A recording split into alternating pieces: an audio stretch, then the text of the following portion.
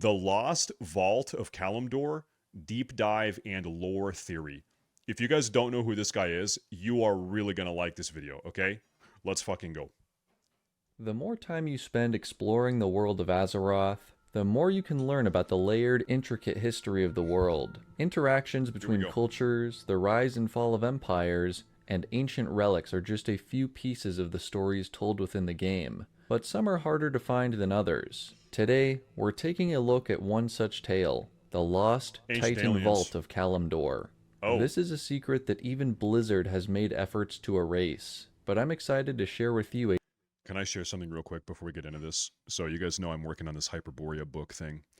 Today, over the course of like 4 hours, I was doing some work on this book, doing some research, educated. Thank you very much for the 43 months. Thank you very much. I had a research breakthrough. I was looking at some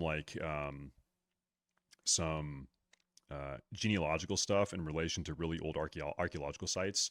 And dude, oh my god, it was. I'm not going to get into so much detail, but I just want to share. I found some really cool shit today that's going to be in the book. Some really cool like genetic tracing shit. trove of evidence in favor of this theory. It's I'll a be good going day. over some important history, then outlining all the clues that point toward this secret, and by the end of this video, Ooh. maybe you'll see a part of the game in a whole new way. As Oh my always, god. thank you for your fun comments and support, and with all that being said, let's get right into it. Here we go. The Grey Land of Desolace is perhaps the least vibrant in the entire game, a wasteland where few creatures live, and even fewer thrive. Cultists and demons have found their way to this secluded corner of the world, and Naga now prowl the shorelines hunting for forgotten treasures. While the Horde and Alliance do have outposts here, the marauding Centaur clans claim Desolace as their ancestral home, with rugged settlements dotting the parched land. The Centaur play a pivotal role in the history of this zone.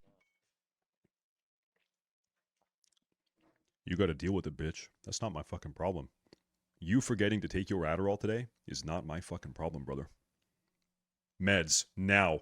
Take your meds. Especially when considering the keystone location, Maradon, a complex of tunnels, caverns, and grottos that is the birthplace of the Centaur race. It is this history that I'm especially concerned with today, but before we consider tacking on more details to this already convoluted story, let's start with the basics. Long ago, Desolace was not a grey desert, but a fertile grassland similar to Mulgore, its neighbor. The Tauren, who knew the land as Mashan Shea, worshipped the elements and viewed the zone as a holy site, as Dude, the connection to like primal elementals was especially strong here.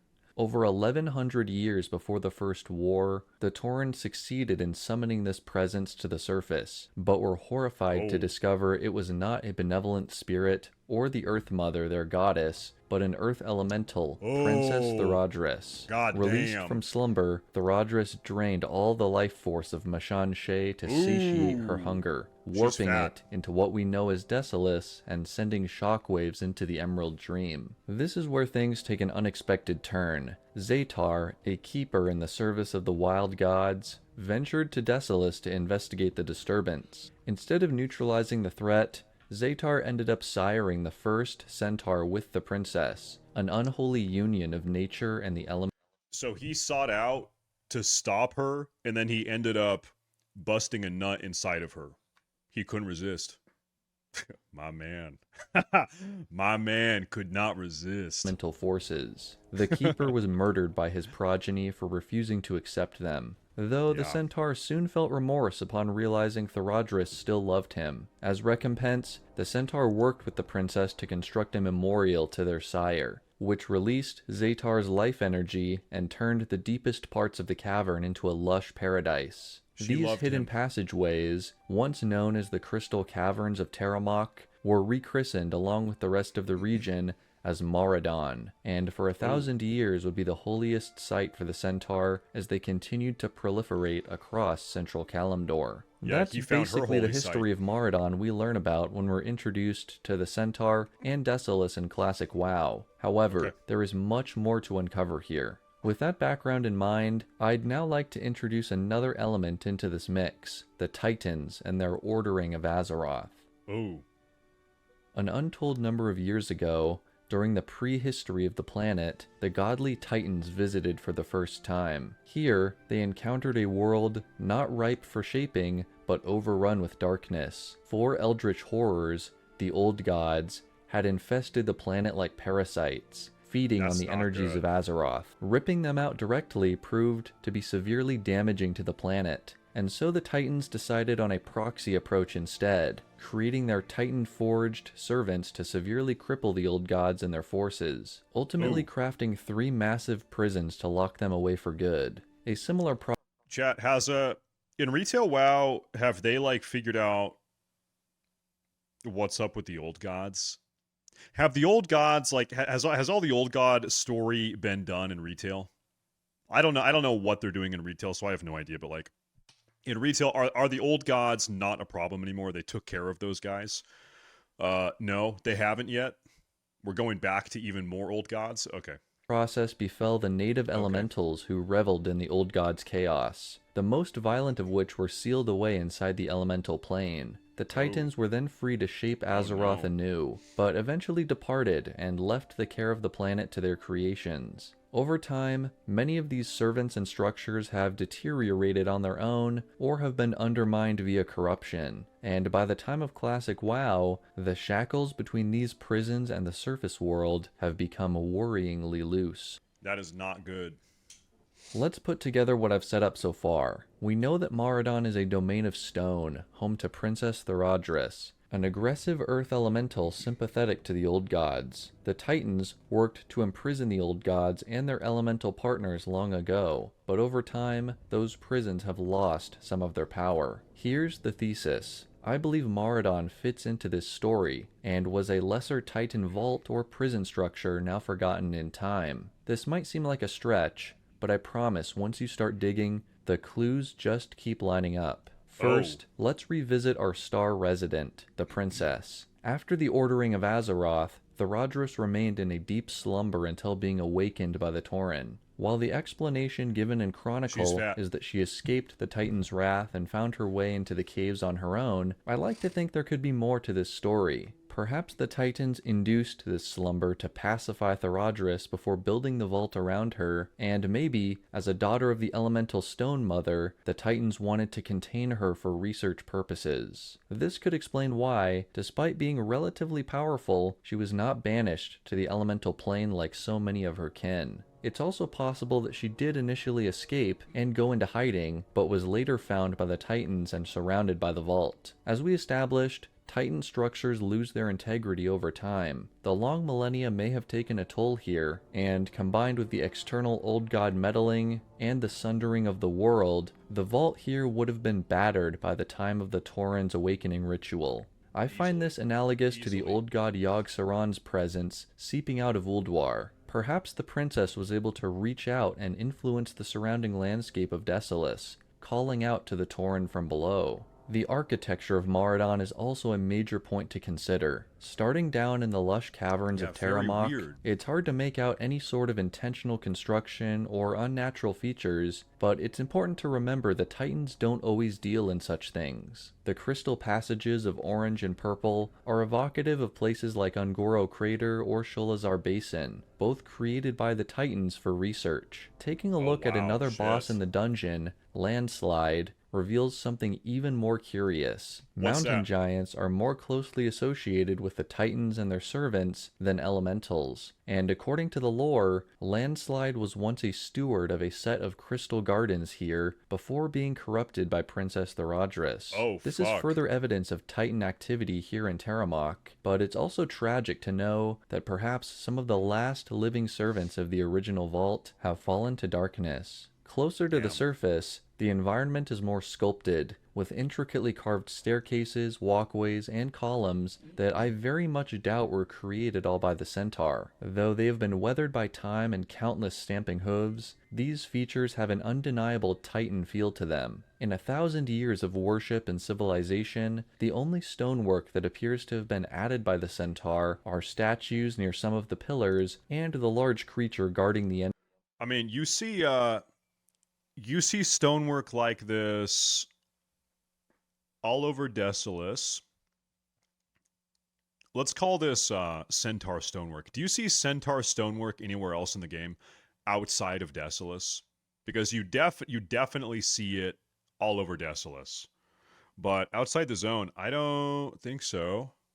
Entrance to the temple. The Valley of Spears, sacred ground for the Maradine protectors, is also glaringly full of evidence if you know what you're looking for. Namely, these giant arches that fit the Titan theme much more than any centaur construction. But the clues do not stop here. Outside of Maradon and the Valley of Spears, there is evidence that our lost vault was much more expansive in the golden era of the Titans and their keepers. The Gelkis village to the south, home like to another this. clan of centaur, features many similar stone structures and arches, including at the entrance to Bolgan's Hole, It was probably a ancient cavern aliens. filled with, you guessed it, more crystals. To the east, our final features can be found at the Valley of Bones, where two dead Goliaths rest on the slope.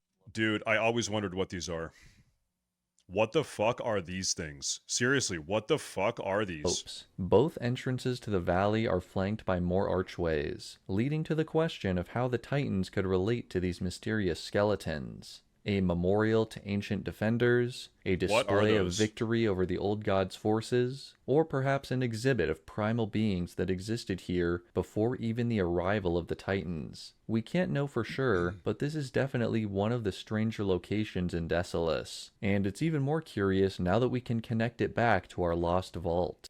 It's a huge Naga. Well, the Naga are just high elves that got turned into fish, right? When Ashara did her bullshit. So I don't like they would have been older than that, probably. I don't know. With all this evidence in mind, this theory of a forgotten Titan stronghold might seem a little more tempting. If you're still not convinced, allow me to present a few final ideas that practically confirm this is the true history of Maradon in Classic WoW.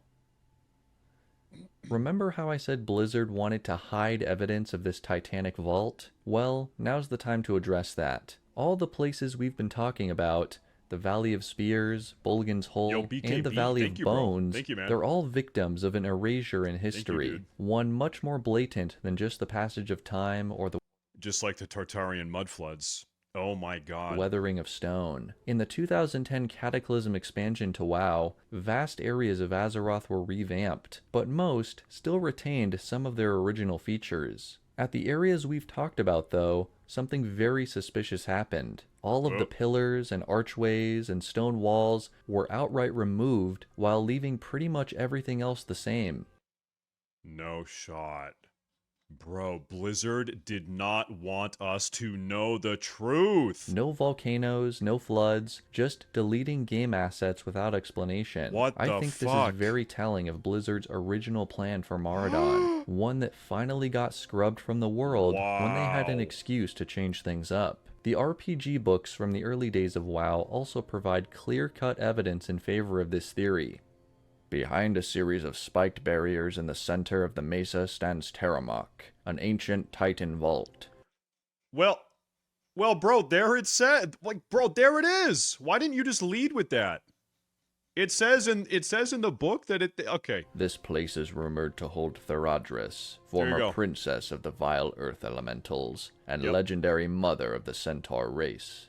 Holy fuck. I wanted to save this for near the end of the video, since this could be taken as just a one-off throwaway line, but with the context of all the other evidence we've seen today, I think it holds even more weight. These books may be non-canon now, but referencing them in relation to classic-era lore can be a very valuable and often valid approach. I'll leave you with one final piece to this puzzle, one that takes us back to the Eastern Kingdoms. Deep within Uldaman, a well-preserved known Titan vault containing many secrets, there is one little piece of the map that most players overlook. Entering the dungeon from the back side, players pass through what is perhaps the smallest piece of the dungeon, known simply as Echo Mock Cavern, the only other place in the game to use a naming convention similar to Terramok Cavern within Maradon. If that's not a worthy parallel and clue to end on, I don't know what is. Thank you all so much for watching. Now that everything is out on the table, chat, is Maradon an ancient Titan facility?